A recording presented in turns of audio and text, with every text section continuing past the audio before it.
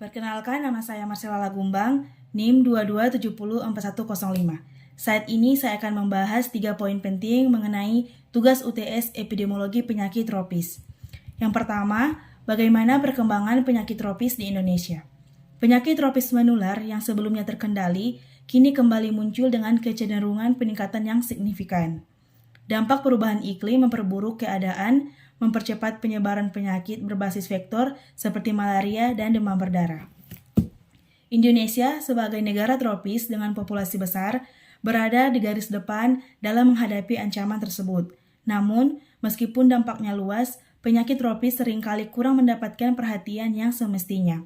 Kurangnya investasi dalam penelitian, keterbatasan akses terhadap vaksin dan obat-obatan, serta stigma sosial terhadap pasien menjadi beberapa faktor yang menghambat penanganan penyakit tropis ini. Sebagaimana yang dijelaskan oleh Dr. Citra Indriani, MPH, dalam keterangannya, yaitu karena itu diperlukan upaya bersama untuk meningkatkan kesadaran dan mencari solusi yang lebih efektif. Dr. Citra, selaku dokter pusat kedokteran tropis Universitas Gadjah Mada, menyoroti penyakit seperti tuberkulosis, HIV, leptospirosis, serta penyakit tropis terabaikan lainnya yang masih menjadi tantangan besar di Indonesia dan negara tropis lainnya. Selain itu, meningkatnya resistensi antibiotik, terbatasnya akses pengobatan dan vaksinasi, serta dampak perubahan iklim turut memperburuk penyebaran penyakit tersebut. Faktor-faktor ini menjadikan penanganan penyakit tropis sebagai isu krusial yang perlu segera ditangani. Untuk meningkatkan perhatian terhadap masalah ini, PKT UGM akan menyelenggarakan Gadjah Mada International Conference on Tropical Medicine atau yang disebut GAMA ICTM. Pada konferensi ini akan mempertemukan para peneliti, tenaga kesehatan, dan pemangku penelitian untuk membahas solusi inovatif dan meningkatkan ketahanan sistem kesehatan dalam menghadapi penyakit tropis. Konferensi ini juga akan membahas kesehatan dalam menghadapi penyakit tropis dan kesenjangan akses terhadap inovasi medis di negara berkembang dan solusi teknologi digital untuk memperluas jangkauan layanan kesehatan. Konferensi GAMA ICTM 2025 diharapkan dapat mendorong kolaborasi antara berbagai pihak termasuk pemerintah, akademis, dan masyarakat internasional untuk bersama-sama menciptakan solusi jangka panjang dalam pengendalian penyakit tropis dan memperkuat sistem kesehatan di Indonesia. Yang kedua, deskripsikan salah satu penyakit tropis. Salah satu penyakit tropis yang saya akan deskripsikan yaitu rickettsiosis, adalah penyakit infeksi yang disebabkan oleh bakteri dari genus Rickettsia atau Orentia. Bakteri ini hidup dalam sel kutu, tungau, atau caplak dan dapat menular ke manusia melalui gigitan hewan tersebut. Yang pertama di sini gejala. Gejala rickettsiosis dapat bervariasi tergantung jenis bakterinya, tetapi umumnya meliputi demam, sakit kepala, nyeri otot, ruam, menggigil, kelelahan, melais, atau perasaan tidak enak. Pada kasus yang parah, dapat terjadi komplikasi seperti peradangan otak atau ensefalitis, peradangan selaput otak atau meningitis, kerusakan organ, dan bahkan kematian jika tidak cepat diobati. Berikutnya penyebab dan penularan. Penyebab utama rickettsiosis adalah infeksi bakteri Rickettsia atau Orentia. Penularannya terjadi melalui gigitan vektor arthropoda yang terinfeksi, yaitu kutu menularkan Rickettsia prowazekii penyebab tifus epidemik, tungau menularkan Orentia tsutsugamushi penyebab scrub tipus dan beberapa spesies Rickettsia lainnya, caplak menularkan berbagai spesies Rickettsia penyebab spotted fever dan penyakit lainnya. Bakteri masuk ke dalam tubuh manusia melalui luka gigitan dan kemudian menyebar melalui aliran darah. Yang berikutnya, diagnosis. Diagnosis rickettsiosis bisa sulit karena gejalanya yang mirip dengan penyakit lain. Dokter akan mengevaluasi riwayat kesehatan, gejala, dan riwayat perjalanan pasien, atau apakah pernah berada di daerah endemik atau digigit kutu, atau tungau, atau caplak. Pemeriksaan fisik juga penting. Pemeriksaan penunjang yang dapat membantu diagnosis meliputi yang pertama tes darah untuk mendeteksi antibodi terhadap bakteri Rickettsia atau Orientia. Namun hasil tes ini mungkin baru positif beberapa hari setelah timbulnya gejala. Yang kedua, biopsi kulit atau eschar. Jika ada ruam atau eschar, sampel jaringan dapat diambil untuk pemeriksaan bakteri. Yang ketiga, PCR atau polymerase chain reaction untuk mendeteksi DNA bakteri dalam darah atau jaringan. Yang berikutnya pengobatan.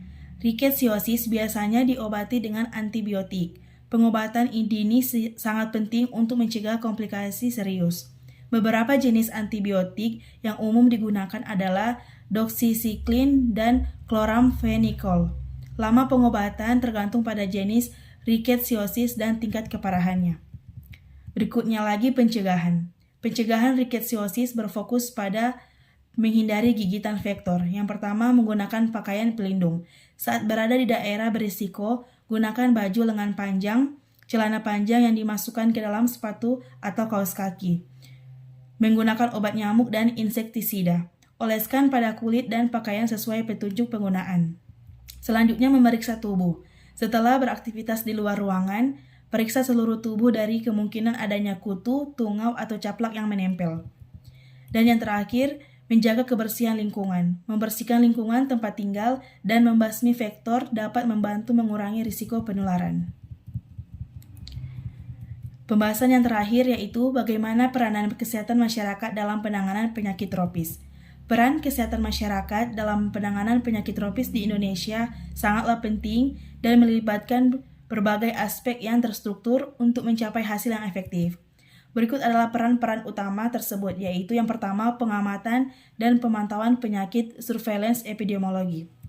Yang pertama tindakan, melakukan pengumpulan analisis dan interpretasi data secara sistematis dan terus-menerus mengenai kejadian penyakit tropis, penyebarannya, serta faktor-faktor risikonya di masyarakat.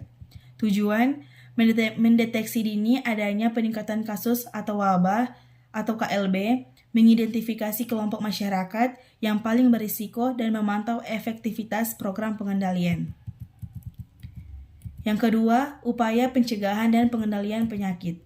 Tindakan yaitu merancang dan melaksanakan program-program pencegahan yang ditujukan untuk memutus rantai penularan penyakit tropis. Ini meliputi pengendalian vektor yaitu mengurangi populasi vektor penyakit seperti nyamuk melalui PSN 3M+, fogging terarah, lalat, dan tikus. Peningkatan sanitasi dan kebersihan lingkungan yaitu memastikan akses air bersih, sanitasi yang layak, dan pengelolaan limbah yang benar. Imunisasi, memberikan vaksinasi untuk penyakit tropis tertentu yang dapat dicegah dengan vaksin, misalnya demam kuning. Pemberian obat pencegahan atau profilaksis, yaitu memberikan obat-obatan kepada kelompok risiko tertentu untuk mencegah infeksi, misalnya anti-malaria.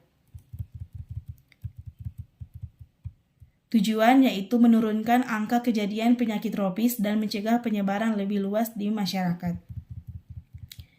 Yang ketiga yaitu peningkatan pengetahuan dan kesadaran masyarakat atau promosi kesehatan, yaitu dengan melakukan kegiatan edukasi dan penyuluhan kepada masyarakat mengenai penyakit tropis, cara penularan, gejala, pencegahan, dan pentingnya mencari pengobatan sejak dini.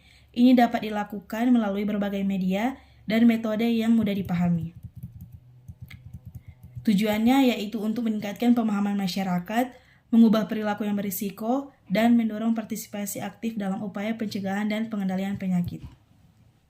Yang keempat, penemuan kasus dan tata laksana awal, yaitu dengan melakukan deteksi aktif kasus di masyarakat, terutama saat KLB atau pada kelompok rentan, memfasilitasi diagnosis yang cepat dan tepat di fasilitas kesehatan, serta memberikan pengobatan awal untuk merujuk kasus yang memerlukan penanganan lebih lanjut. Tujuannya agar mengurangi tingkat keparahan penyakit, mencegah komplikasi, dan memutus rantai penularan lebih lanjut. Yang terakhir, yang kelima, kemitraan dan kolaborasi lintas sektor, yaitu dengan bekerja sama dengan berbagai pihak terkait, termasuk pemerintah daerah, dinas kesehatan, sektor pertanian dan lingkungan hidup, organisasi masyarakat, lembaga penelitian, dan pihak swasta.